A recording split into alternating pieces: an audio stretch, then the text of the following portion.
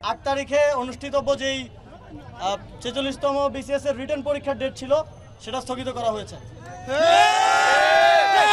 এবং আন্দোলনরত পরীক্ষার্থীদের আরো যেই সংস্কার প্রস্তাবগুলো রয়েছে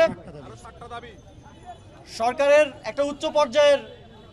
কমিটি হয়েছে এবং আমাদের মাননীয় বিদ্যুৎ উপদেষ্টা ফাজুল কবির খান ভাইকে সেটার দায়িত্ব দেওয়া হয়েছে। সংস্কারের বাকি বিষয়গুলো নিয়ে আন্দোলনরত শিক্ষার্থীদের প্রতিনিধিরা যেহেতু দ্বিতীয় একটি পিএসসি করার বিষয়ে প্রাথমিক আলোচনা হয়েছে, এছাড়াও আরও অনেকগুলো সংস্কারের চিন্তা সরকারের আছে, সেই বিষয়গুলোতে এখানকার যারা আন্দোলনরত শিক্ষার্থী ছিলেন তাদের প্রতিনিধিরা মাননীয় উপদেষ্টা ফাজুল কবির খান স্যারের সাথে বসবেন, ওনাদের মতামতগুলো দিবেন এবং পিএসসি পর্যায়ে যেই সংস্কারগুলো করা সম্ভব সেগুলোর বিষয়েও পিএসসির যারা দায়িত্বশীল আছেন ওনাদের সাথে বসে আন্দোলনরত শিক্ষার্থীরা আলোচনার মাধ্যমে পিএসসির একটা দীর্ঘমেয়াদী সংস্কারের জন্য কাজ করবেন। আমরা বিশ্বাস করি আগামী দিনে সর্বোচ্চ স্বচ্ছতা এবং নিরপেক্ষতার সাথে নিয়োগ প্রক্রিয়া সম্পন্ন করার জন্য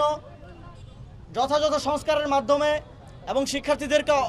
এর সংস্কারের সাথে কার্যক্রমের সাথে তাদের অংশগ্রহণ নিশ্চিতের মাধ্যমে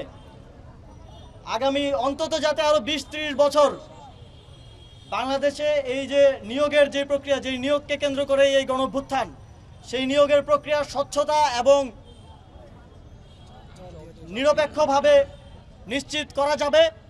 সেক্ষেত্রে আপনাদের সকলের সহযোগিতা এবং সমর্থন প্রত্যাশা করছি। ধন্যবাদ।